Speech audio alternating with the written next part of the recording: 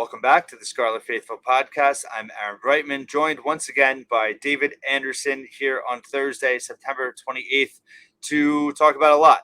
Talk about Michigan, the loss last Saturday, a little bit of a preview on Wagner, and then also wanted to kind of get our thoughts on the first four games of the season at the third waypoint of the 2023 campaign so far. David, thanks for being back.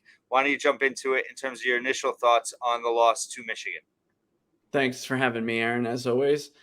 In general, I rewatched the game this morning, just solely focused on the offensive and defensive lines. And really what I came away from, there's a lot of little nuances that were not apparent on the first watch about who was doing well, controlling their guy. Basically, Michigan. Well, let me take that. Our number one thing that probably everyone wants to know about is how do I feel about the play calling in terms of the selection of runs versus passes. And what I can tell you from rewatching it is that it did appear that Michigan was getting absolutely no pass rush if Rutgers was throwing on downs that were not obvious passing downs. It looked like their defensive linemen were kind of firing out and standing there. And then Wimsatt had plenty of time to at least make his initial reads and escape. Like there was almost no pressure on those situations in the first half. Michigan adjusted a little bit in the second half, but it did seem like a smart idea in retrospect that whoever was watching what was happening on the field did a pretty good job. And then vice versa, when they were expecting a pass, Rutgers pounded them with a few runs, including quarterback runs that were successful. So again, when you look at the stat sheet and you're like, they ran all these times and they threw this many times consecutively or running, it actually looked like it was the right decision at the time. The reason it wasn't more successful was because Michigan is an extremely disciplined front seven, particularly, and their especially defensive linemen did a great job getting off blocks and at least slowing down a ball carrier until help arrived. And then also their secondary players did great in terms of tackling in open space. Whether they were tackling in open space or in contested close spaces, they did a great job. So I have to just kind of tip the cap to Michigan, and that's really where we want to see Rutgers go as a next step. And then conversely, the Rutgers defense, I thought they did a fairly similar job. It looked like at times, if they read the play properly, they were getting in the backfield, getting pressure. But the times that Michigan ran when we thought they were going to throw or vice versa were not successful. They really weren't getting any what we call secondary pass rush. They weren't really getting any pressure with four guys if it was like 1st and 10. Now, they were preventing big plays. Michigan was having to check down usually and, get short gains. Rutgers did a good job keeping everybody in front of them and making tackles, staying in the game. So I thought that the defensive game plan was fairly sound, but I do think they expect to get more pressure from the front four than they got. That's the main takeaway that I have on both sides of the line. Yeah, that makes sense. I actually touched on something that I thought of was that, Wimsatt, I thought it's in the second half, maybe, go to him a little bit more with designed RPOs. He was really effective. He ran for 2 first downs in the first half. And he was definitely, mixing it up and giving them something to think about there. And then the defense, I thought they got worn down at the end a little bit. I think momentum kind of, got them, but they never fully fell apart, like they maybe did like last year. Obviously turnovers hurt them last year, but they still hung in. And, listen, if you signed up for giving up 24 points to Michigan, I think we all would have signed up for that. You don't count that pick six, obviously. So against them. So, so I thought overall the score, it very well could have been a lot closer, in regard to what the final score was and the overall thought. So I came away, feeling actually pretty good about their long-term potential in terms of how they held up and what they could do against lesser competition. For sure. And I mean, anybody who read us when I was with you at On the Banks knows that I don't really put that much stock in the final score on a week-to-week basis. I mean, if you look at the end of the year and you lost every game 40-0, okay, fine. But there's games Rutgers lost, let's say 30-0. Like I think of that Iowa game and when McLean Carter got a concussion and they couldn't do anything. And that game was only 30-0 and Iowa was ranked. Like they had a pretty good team, but that was much more of a demolition than this. And, you go for it on fourth, maybe you kick a field goal. If it was only 17-10, maybe you cut it 17-13, and then optically it's a lot different. Yeah, well, and that's the thing. Then all the pressure's back on Michigan. I think that was the key to the game was can you put pressure on Michigan late in the third quarter? And they almost did. So, yes, we would have liked to have seen a more competitive score, but I think it honestly does bode well for how they project, which we're going to get to. But just wanted to first touch on Wagner out of respect. Yes, Rutgers should absolutely win this game by a lot. And I think it does actually come in a good time.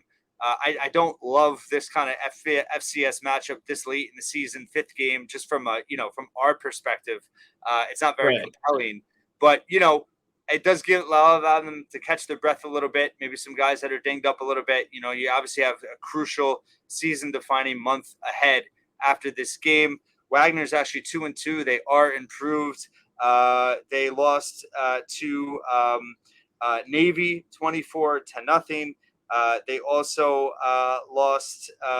They just beat Merrimack 20 to 30-27. 30-27 they blocked a field goal late, which it was a bad snap, and then kind of the broken play. And then they lost at Fordham, who's a powerhouse. Obviously, they lost 46-16. They lost at Navy 24-0. They beat Sacred Heart, who's usually respectable, 17-10, and then they Merrimack 30-27. So they're definitely improved. They've fumbled it 8 times. They've thrown 3 interceptions. They've only lost 4 of those fumbles, but I think turnovers is going to be a huge thing. What are you looking for in this game? Yeah, so I think it's a little bit different than last year. Wagner's quarterback played at UConn 2 years ago and had decent stats then. He's a little less of just an absolute gunslinger like Cardman was. Like he would just chuck it around. Like this quarterback, he's Krajewski, I think his name is. Yep. He's a pretty smart player. Like he knows when to tuck it and run. He seems to have a good sensibility about what's going on out there. Pass, run, tuck it, etc. And so I was quite pleased to see that, just because, not like you want Rutgers to lose, but it's good to see local programs doing well. They don't have the same explosive passing attack that they did last year, especially because that one receiver transferred out. They do have the same running back. I think his name's Sproul. And then they have another running back who's getting a lot of carries. They've been okay. They've got a couple guys on defense who have been winning, Players of the Week honors, and their kicker's been pretty good. So, I think that they might be better in terms of how they perform against similar competition, but I don't see that translating into a better performance against Rutgers. Yeah, physically on both lines, you have to imagine that Rutgers is going to be able to overpower them on both sides. Right. Really, if we turn, what are we looking for in this game?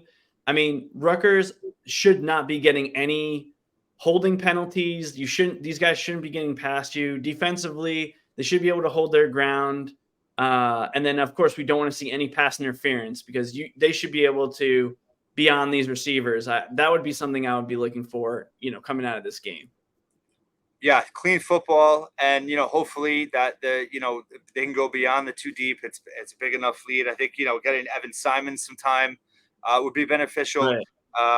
Get some guys that don't get a lot of playing time. Some of the younger guys, I think it'd be really beneficial. Also to keep your 2 deep as fresh as possible going into crucial October. Obviously at Wisconsin next week, which I know you're already studying for. So looking forward to that. All right, so let's get into kind of an overview of the first 4 games.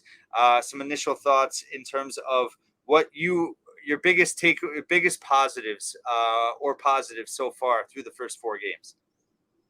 Well, on offense is absolutely just the threat of QB run and the threat of actual passing the ball. There were so many situations that yesterday's game where it would be like 2nd and 8. And Michigan was kind of expecting run, and so their corners were back. Rutgers used a lot of in-cutting slot routes, which freed up the outside receiver to just do a quick, 10-yard turn around, catch the ball, or even 7 yards, turn around, catch the ball, and then fall forward for the first down. That's what actual football is these days. And we just haven't seen it from Rutgers. Now, is that to say that they're an explosive passing attack? No. But this is a lot different. And then the other thing is, because Wimsatt I mean, I love what Noah Vedral brought, especially as a runner, but teams weren't scared of him just busting a huge run. And Right. so they would pack the box more because of his limitations as a thrower and a runner. They can't do it against Wimsatt. There were at least 2 plays early in the game against Michigan where if he just jukes the other way or even elects to take it outside, he might have gotten 50 to 60 yards. So would it have made a difference in the game? Yeah.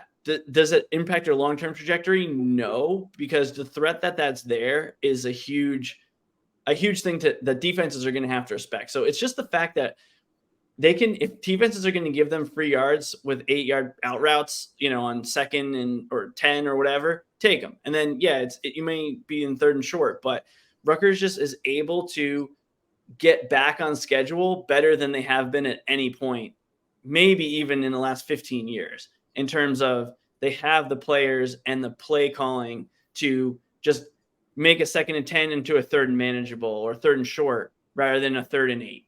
And then everything's on the table. That's been my number one takeaway. And as a result of that, the offensive line doesn't have to block as long. Yep. And they can do a lot of different things with the offensive line. We could talk a lot more about that. But my initial takeaway is Rutgers can pass the ball so that we're going to see more interesting football the rest of the year. Yeah, that's pretty much ties into kind of my secondary part of that, which my biggest takeaway is that I think the potential for this offense to get better as the season goes on is there. I thought, I think the receivers, considering that Brantley hasn't played, that Chris Long really hasn't played, I think they've gotten pretty decent production out of the receivers. I think Jackson's kind of been close to what we hoped he would be. Dremel's been better than I expected. Obviously Ian Strong's been somewhat inconsistent, but he has a lot of potential. I think Isaiah Washington, to his credit, I think he's actually been more consistent than he ever has, just in terms of game to game. In the past, I loved his how job. he bounced back against Michigan, and that he stepped out of bounds, and that was a tough catch to make. But then the very next catch, he kept his focus, and I thought and he made a great catch. So that's been encouraging. The fact that the running backs haven't been fully healthy, the fact that Wimsatt's still learning, I really feel like this is starting to gel in the sense of, even though the competition is going to get harder, Shiraka just getting to know his style and him getting a feel for what's going to work. I do think that this offense can be more dynamic as the year goes on. And for me, that's the biggest takeaway in terms of the offense. And then flip side wise, defense, I think they look the part. I think they look as good as we had hoped they looked. Obviously, they haven't been severely challenged outside of Michigan, but they kind of held up pretty well. So I think that both of those things, it's pretty encouraging. Yeah, I mean, on the defensive side, it's kind of what I was talking about with Michigan, or what we saw from Iowa last year. The base of what they're able to do is very similar, right? If a team runs and they don't even need a best defensive play call and they're stopping them. The difference is that, Iowa generating turnovers, right? Michigan they didn't generate turnovers in that game, but when a guy is blocked, they just have so much more explosion to get off or get an arm on him.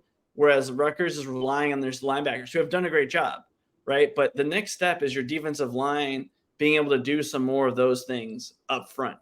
The other thing about the defense is that the secondary, as much as we have criticized a little bit of their play at times, I mean, that's what football is now. And when you compare it to what other teams are doing, it's equal, if not better, right? Everybody gets pass interference from time to time. Everybody gets burned from time to time. That's what college football is. And so that's been encouraging as well, especially because the quarterbacks in the Big Ten this year are not anything to be too scared of compared to some of the past years. So there's definitely some opportunity just based on the schedule that should allow them to be perceived better just by playing the way they're continuing to play. And if they can play even better, great.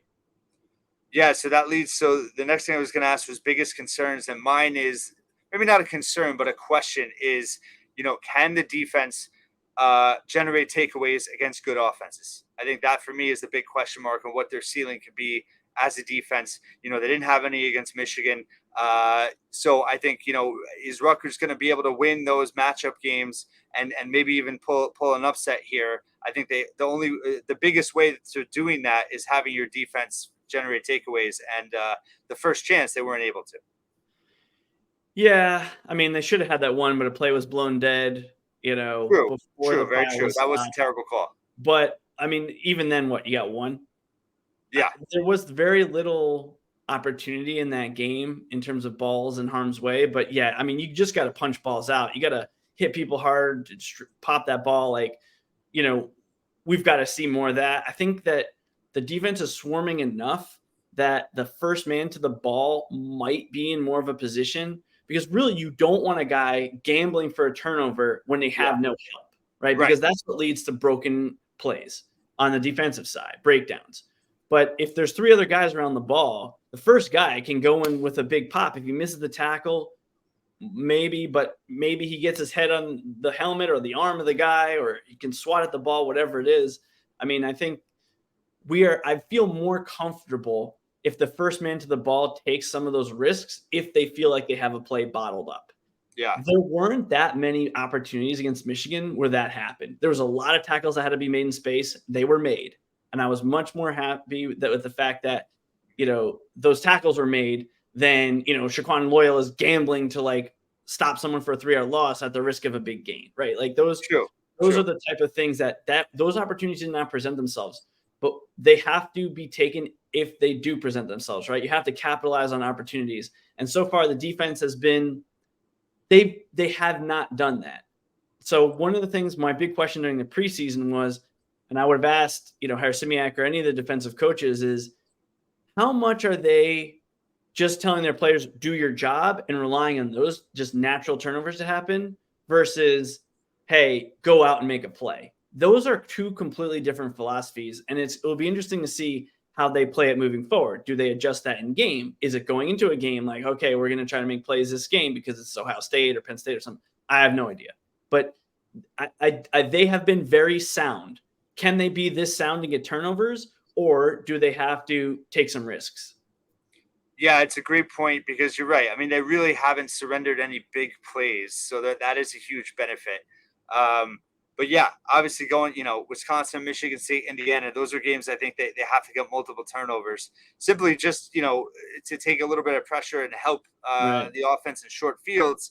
Because I do think that, as you kind of, didn't allude to, you pointed out in the beginning, like the offense is actually a threat now. So they haven't really had the benefit of any short fields yet. And I'm curious to see how Shiraka handles that in the moment, in terms of, is he aggressive? If they get an interception on the opponent 40-yard line, how aggressive is he right off the bat in terms of having that type of possession? Yeah. I mean, the other thing that I want to see more of, flipping back to offense, Mm-hmm. is you saw Michigan take advantage of Rutgers, because one thing to keep in mind about Rutgers defense, right? They play a strength side. So they say, okay, strength right. And then sometimes you'll see them totally switch. Like everybody is switching completely what side they're on because the offense makes a change. And Michigan caught them twice on big plays. You could argue three, but I think one of them was more Shaquan Loyal missing a tackle. But they caught him twice where they put a guy in motion and the defense had to adjust, and it messed up who was covering who just long enough for a big play to happen. And I feel like Shiraka has that at his disposal. Now, Wims had shown us enough, because a lot of times with a young, inexperienced quarterback, you don't want to change things on them. You Mm-hmm. want them to just, okay, see this and make a play. But I think we might be at the point with Wims that, if we want to talk about reasons for optimism, where if you put a guy in motion, the defense is going to adjust, right? So they're changing their maybe coverage, like of what is happening on what side of the field. But so you run the risk that they change the coverage and now you misread it, but you run the possible gain of, if there's a miscommunication, like we saw with Edwards in that first big play that Michigan had offensively, you might catch them in a situation where they haven't communicated, in the game of telephone, who's doing what, and you might be able to pop that. And those I find are particularly effective after a turnover, because the defense they're not just standing on the sideline with their helmets like, okay, here we go, this is going to be the first defense we're going to call. No, they're kind of sprinting out there, kind of making sure we got the right personnel on the field, and they're probably going to be in a very base defense. So if you probably know that, you might be able to strike quickly. And we've seen Rutgers get burned on it. You saw the Nebraska game last year, right? The one difference in that game was Rutgers had a turnover and they threw a touchdown, and I think it was the very first play. And right. And you wonder, can Rutgers, we've seen their professionalism on offense take advantage of other things. Would that be a way they can do it? And even if it's not right after a turnover, I do think we might be able to see some more motion that would help, free guys up a little bit more. They haven't really needed to do it so far, and I don't think it would have won the game against Michigan, but maybe they have that in their back pocket. Well, and I wonder if Chirac is almost setting that up, right, for down the road, because he has done a lot of things in the pre-snap where he's kind of, disguised a couple things. And, you've talked about how they run block and passing situations. I feel like maybe Right. that he's winding things up for when they do play those matchup games and those opportunities present itself. They'll pull a card out that hasn't been played yet that, can catch the opponent off guard. Yeah, I mean, I'm hoping. And then the other thing is, we all hated that first play of the game, 2-yard pass to Johnny Langan. I hate those plays because it could go for a pick six, and even if he catches it, he gets 2 yards. Yeah. So I'm hoping there's some of those are just setting up on film for our Right. defense to okay, bite down on this play, this tight end or this run, and then you run play action off it, or you run a double move or a screen or something, and it's pops. So I'm hoping that he's planting those little nuggets, and that's not what you expect from a young offensive coordinator. But in his situation, I think we might be getting ready to see that. Yeah, and I think so. My biggest reason for optimism, or things, I guess, things that I'd like to see is I'd like to see them open it up a little bit more with Wimsett, and I do think that they can lean on him a little bit more in the run. Maybe they're being conservative. It seems like in the first half they run with him a lot more than in the second half. And obviously the offensive line we touched on a little bit, but their development is key in all of this as well. But the way that they're doing the short passes, I'd like to see that. I mean, the running backs were pretty effective in the pass game early on, and then they've kind of gone away from it. Now that they have a full running back rotation, how is that going to look? I think there's a lot of different options that are now available for the offense, and how Chirac kind of utilizes that is going to be really interesting. It could change, obviously, matchup to matchup, but I think that's something to watch for as well. Yeah, I guess we should make sure we talk about the offensive line in earlier than later. And I mean, we have seen signs from some of the younger guys and I do think part of it is, like I mentioned, and you even mentioned today, putting the offensive line in more favorable blocking situations. Yeah. Like, they're expecting run, you pass block, or vice versa. They're expecting pass, you run block, and they're kind of surprised. I mean, really, Michigan's defensive line, they're very good on both sides of the ball, really. But our defensive line gets an initial pop, and then they kind of look around. And then if you're passing, but you're kind of mauling them as more of a run blocking thing, you're going to give yourself some time. And I think that makes it easier on the offensive line. And then having a quarterback who can move obviously does as well. So I do think we've seen improved play from the offensive linemen individually, but it looks even better on tape because they have these other threats available to them. I mean, I think Asamoah and Dunlap had their best game maybe of their careers against Michigan. I was pleasantly surprised by that. And then, like we talked about, harped on over and over and over again, we need two of the redshirt freshmen sophomores to start playing. And we did see some from Needham before he was injured. But then when you go down a class, you get to Asamoah and Taj White, and both of them have shown okay, they should be solid, if not, at least quality Big Ten starters next year. So if you can get to that point, you're going to feel pretty good about what's going on the offensive line, right? Because they need those younger classes to kind of be the backbone of this offense in another 2 years. And that starts on the offensive line.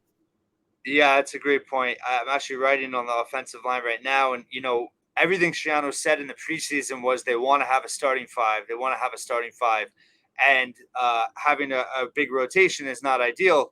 But that's basically what it's been, rotating 9-10 guys a game.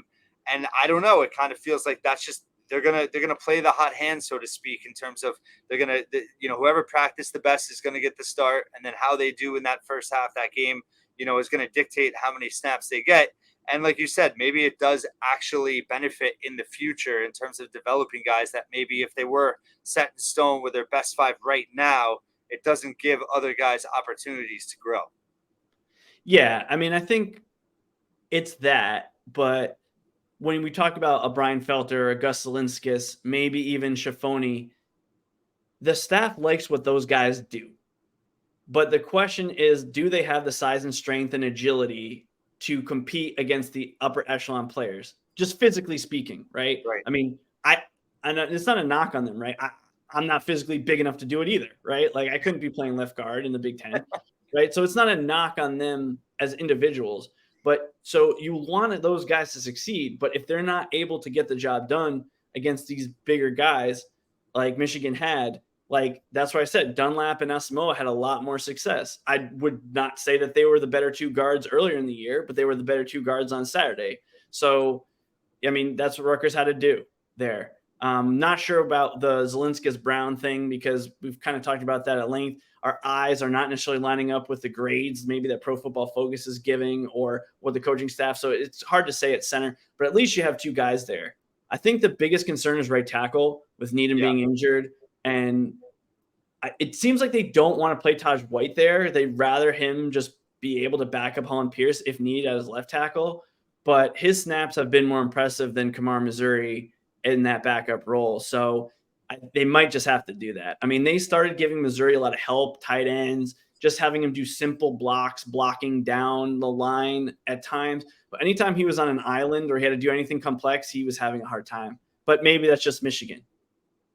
All right. So closing thoughts in terms of, I guess my biggest encouraging takeaway is, you just touched on blocking, but the fact that everyone is kind of bought in, right? The wide receivers are blocking, the running backs are blocking, the tight ends are doing what's asked of them.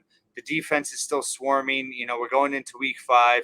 I just feel like the where the team is right now, mindset wise, and with the opportunity in front of them, things are set up pretty good for them, about as good as you can see. And it's funny in the power rankings right now, everybody pretty much has them 6th or 7th, and obviously that's Yeah. irrelevant on the field. But if you look around the Big Ten, I mean, I think actually Rutgers does have a chance to be right there in the middle in terms of where the teams are stacked. And I think the way the schedule is, it's never easy, but they have a real opportunity in front of them. They're fairly healthy. I think they're improving in certain areas. I think they're pretty well set up to be able to capitalize and get to 6 wins. Your thoughts? Yeah, for sure. I mean, like we talk about, you never know how things are going to break in a season, right? You never, if you're, the Patriots, you didn't expect going into the year that by week 3, Aaron Rodgers was going to be out, right? Like Right. that's just a fact. So Rutgers, yeah, we might be moving the goalposts a little bit with our expectations, but I mean, the Big Ten West is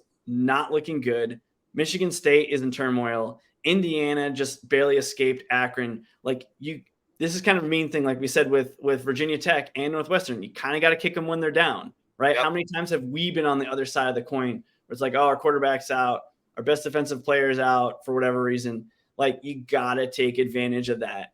And so with this Wagner scheduling this week, it's good because their next 3 opponents all have a bye either this week or next week. So Wisconsin is a bye, then they play Rutgers. And then I think Michigan State and Indiana both have byes next week. And so they're going to be fresh when they play Rutgers, right? So, yeah, you don't have a bye this week, and you could complain about the scheduling, but you're in a decent position here. And so they got to go for their jugular, and being bought in, to your point, is the most important, because once guys start checking out, hey, I'm not getting playing time, maybe I'm going to transfer, maybe I'm thinking about the NFL, it's late in the year, who knows, right? You got to keep extending the season for people to be bought in, to notice these things in the film review, to lift those extra weights on Tuesday afternoon, right? Like that is all a part of going into it. And I think their schedule lines up. Like Wisconsin, beatable.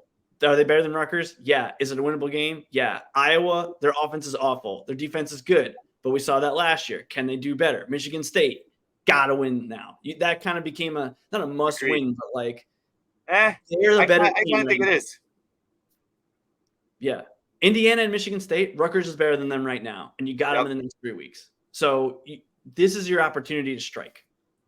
Well, and it's also a way to show tangible progress from last year when we were all so frustrated about Nebraska being down. They should have won that game. Iowa, It's the a golden turnovers. opportunity. Yeah. Right. So those were the 50-50 games that they had a chance to win, and they kind of, they weren't able to do it. If they're able to do it this year, obviously it's going to lead to a bowl game. But I also think just, mentality wise, the kind of the health of the program, it's going to be like a super positive mojo to kind of build off of as the, in the off season moving forward into year 5, you're kind of able to conquer that demon a little bit and be able to kind of put yourself in a position to take another step forward. Yeah, they got to get to a bowl game this year now. I didn't feel that way Yep. before the season, but if they don't at this point, the season is going to be viewed as a failure.